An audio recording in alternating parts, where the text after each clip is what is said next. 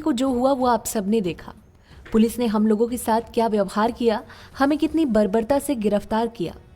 हम शांतिपूर्ण आंदोलन कर रहे थे। हमारे आंदोलन की जगह को भी पुलिस ने तहस नहस कर हमसे छीन लिया और अगले दिन गंभीर मामलों में हमारे ऊपर ही एफआईआर दर्ज कर दी गई।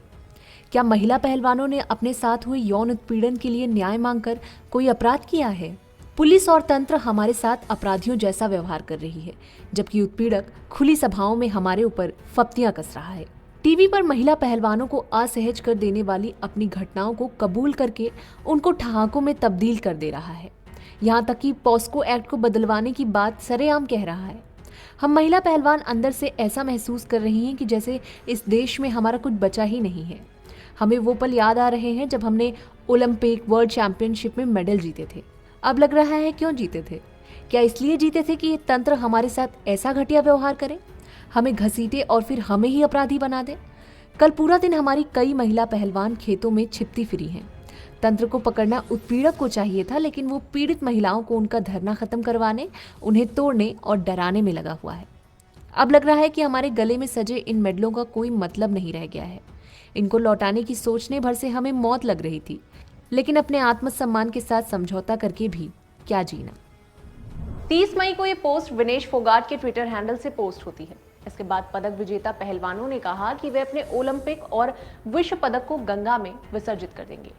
जैसा कि आप सभी को पता ही है कि भारतीय कुश्ती महासंघ के अध्यक्ष बृजभूषण शरण सिंह के खिलाफ दिल्ली के जंतर मंतर पर विरोध प्रदर्शन हो रहा था। इसी मामले के सिलसिले में बीते दिनों पहलवानों ने संसद भवन के सामने महिला महापंचायत करने की बात कही थी।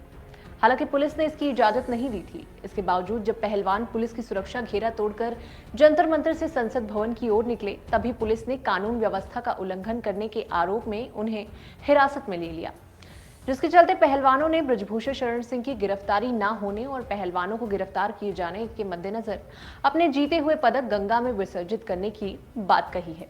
हालांकि 30 मई की इस खबर के बाद सरकार को 5 दिनों में कार्रवाई करने की मोहलत दी गई है। इस दृष्टांत के बाद से महान बॉक्सर मोहम्मद अली का वो किस्सा खूब चर्चा में आ गया है, जब उन्होंने अपना ओलंपिक मेडल नदी में फेंक दिया था।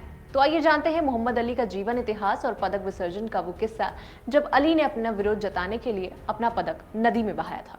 सबसे पहले तो बता दें, मोहम्मद अली का असली नाम कैसियस मार्सलस क्ले था, जिनका जन्म लुइसविल के कैंटकी नाम की जगह पर 17 जनवरी साल 1942 में हुआ था, जहां उन्हें अश्वेत होने के नाते नस्लीय भेदभाव का शिकार होना पड़ा। इस भेदभाव ने उनके मन में बहुत गुस्सा भर दिया था। बताया जाता है कि 12 साल की उम्र में मोहम्मद अली के साथ घटने वाली एक घटना ने उनका मुक्केबाज बनना निश्चित कर दिया था।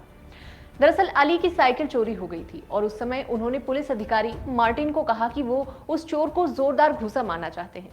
इसके बाद मार्टिन ने उनसे कहा कि किसी से लड़ने से पहले तुम्हें अच्छी तरह लड़ना सीखना होगा, यानी तुम्हें अपना सारा गुस्सा पहले किसी रिंग में दिखाना चाहिए, इसके बाद ही पुलिस। इसके ठीक 6 साल बाद मोहम्मद अली ने ओलंपिक में स्वर्ण पदक जीता। इसको जीतने के बाद मोहम्मद अली ने संवाददाताओं से कहा कि मैंने 48 घंटे तक वो पदक नहीं हटाया, मैंने इसे बिस्तर पर भी पहना था।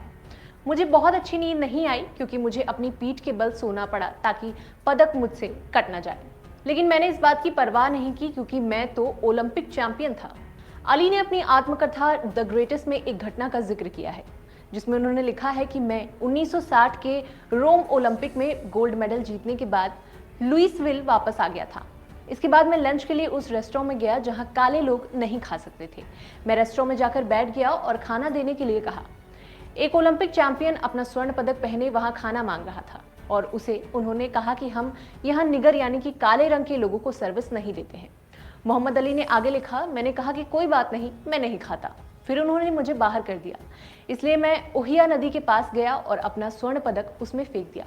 हालांकि इस घटना के 36 साल बाद 1996 में अंतर्राष्ट्रीय ओलंपिक समिति के तत्कालीन अध्यक्ष जुआन एंटोनियो ने यूएस और यूगोस्लाविया के बास्केटबॉल मैच के दौरान मोहम्मद अली को एक रिप्लेसमेंट गोल्ड मेडल देकर सम्मानित किया था। चलते चलते आपको बता दें कि मोहम्मद अली ने अपने करियर में कुल 61 फाइट लड़ी थी, जिसमें से उन्होंने 56 में जीत हासिल की और सिर्फ 5 में उन्हें हार का सामना करना पड़ा था। 3 जून को 2016 में महान मुक्केबाज मोहम्मद अली का निधन हो गया था। तो बस